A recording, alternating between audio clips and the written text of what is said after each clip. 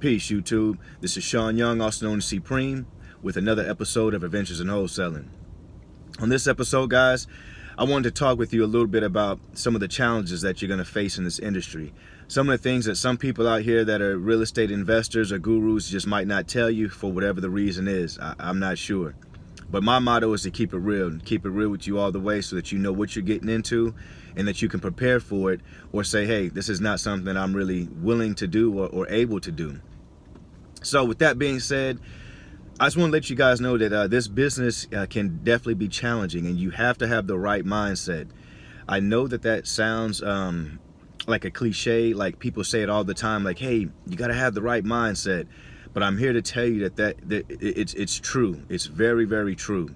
You cannot go into this business with doubt, self-doubt, with a toxic relationship, toxic friendships. You really have to eliminate all those things to put yourself in the best position to be able to attract the success that you're wanting. And this is not like a magical game, like you go out here and say, hey, I want to attract success, and it's just going to come because you say it. It's not like that at all.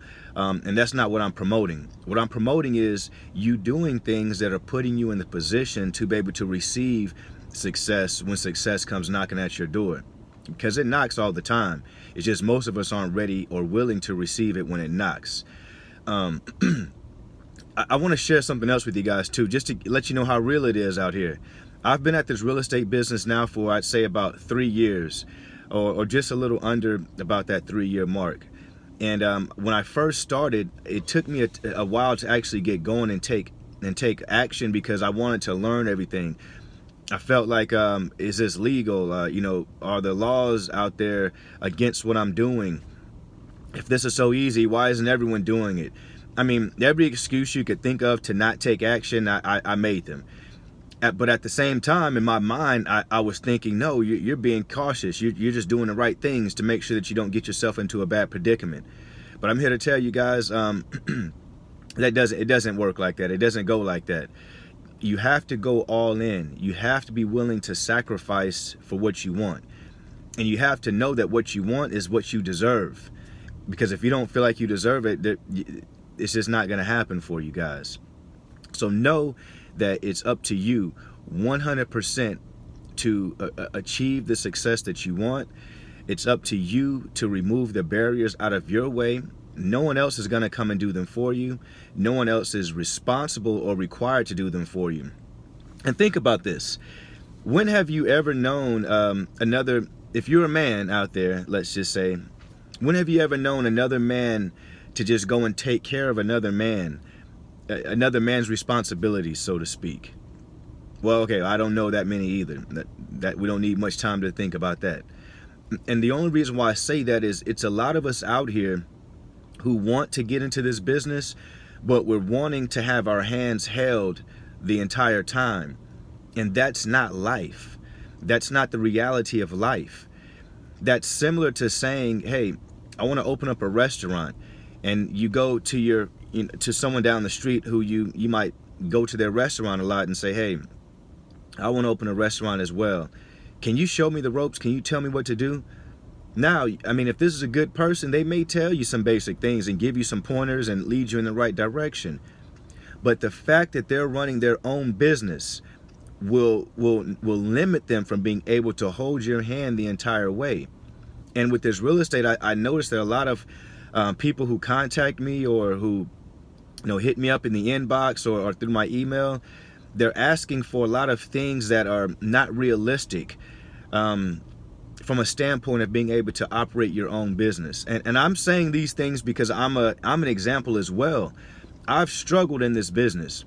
Do not think that this has been a cakewalk for me, because it has not. I've definitely struggled. I've had challenges. I've had to go back and revamp what I'm doing, revise it, re-strategize, and go back at it again. Because one thing that you'll find is that a lot of information that is available on the on YouTube or Google or the internet in general, it's somewhat outdated at times. Or if it's not outdated, it's dated to such an extent that you have to take action right then and there. As soon as you hear about it, you have to jump all over it and put it into action. Because if you wait 6 months, what was learned or what was talked about will be 100% irrelevant. It won't be valid for you at all. You'll just be in a bad predicament, beating your head against the wall saying, man, these people are saying they're getting success, but why aren't I getting success? Well, one of the main reasons is because you procrastinated. You hesitated to take action when action was needed to be taken. A mentor of mine, which is Tom Kroll and Cody Hoffine, one of the things that they promote all the time is massive imperfect action. You have to take action. You have to take action and fail your way forward. Fail your way to success. You're not going to know it all. You're not going to know everything. You're not going to know all the roadblocks. You're not going to know these things until you fail your way forward. You'll learn them as you play the game, so to speak. I mean, you could be in the NBA and practice your craft every day. The team practices every day. But until you actually have a game where you're in the game, seeing what the actual speed of the game is like, you're not going to have that experience to compete at the same level as those who are in the actual game, playing at the speed of the game, not at the speed of practice, but at the speed of the game. So let me get back. I'm kind of all over the place, but let me get back into some of my challenges, because I want to be real to you guys. I don't want to appear to be this real estate guru that's some millionaire riding out on yachts every day and private jets. That's not my reality.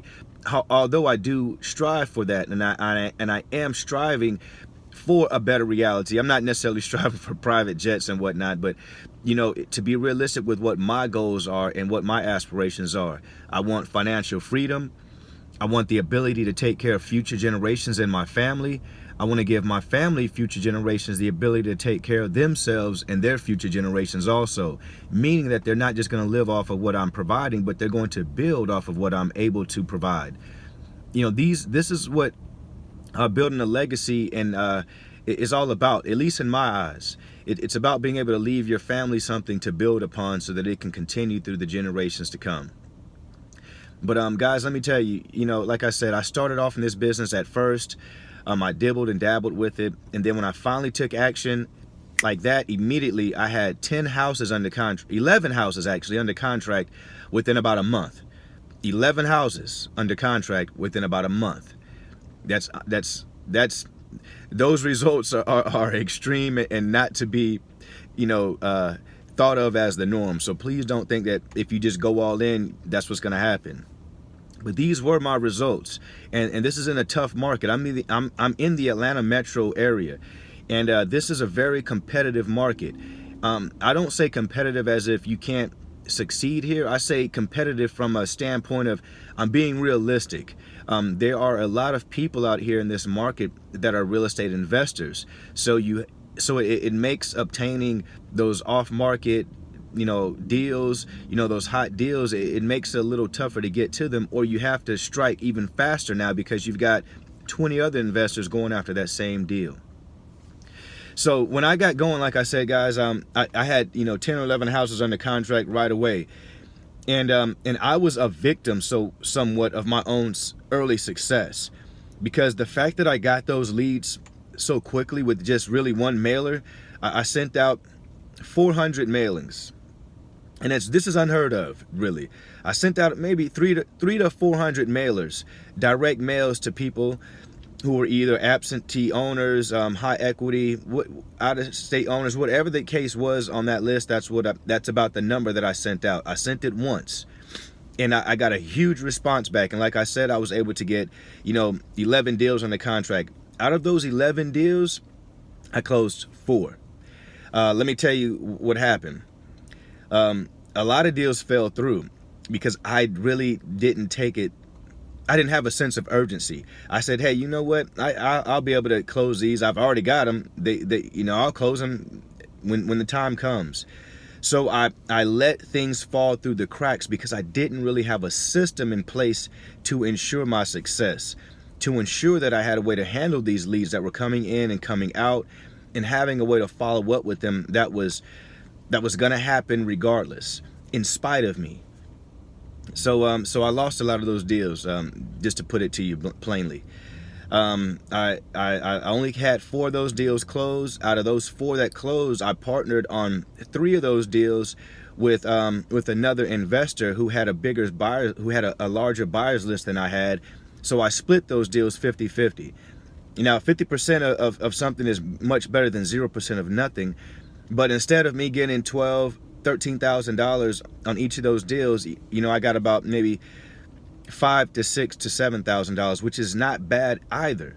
But again, I was a victim of my own successes. I was a victim of my own cushions that I allowed to be put in place, like my job. I had a great job making a 6-figure income as a sales professional. You know, 6-figure income. Yeah, I was right at 6 figures, so it's not like I was at 200,000. I was right at 100,000, right over 100,000. And for a lot of people, that's it. That is success. That's what they strive for, and that's what they want. But I understand that I don't own that job. I don't own that company, and I knew that wasn't going to be my end of the road for me. I wanted more. I just wanted more. However, I didn't want it enough to do what was necessary to prepare myself for what was to come. Because what came was I got laid off from that job after being there for just a little under 2 years. So the company actually was a company that was based out of Sweden.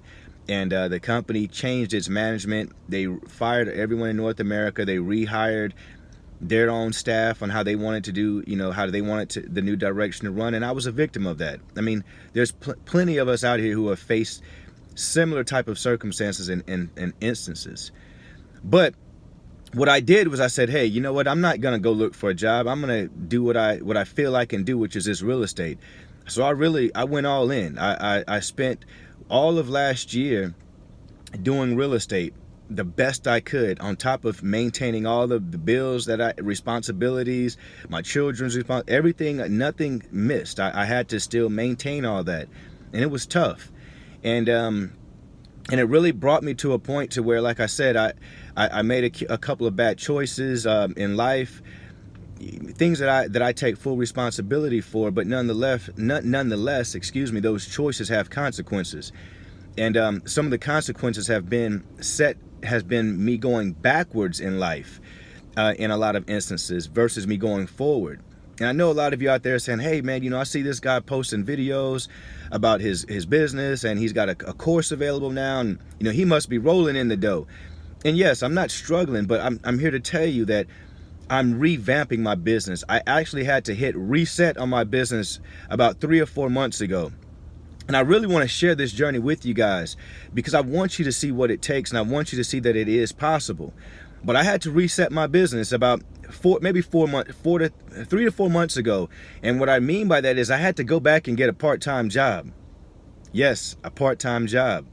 I got a sales job that would allow me to still have the freedom of my days to do my real estate, but I needed to have income coming in to take care of some of the responsibilities.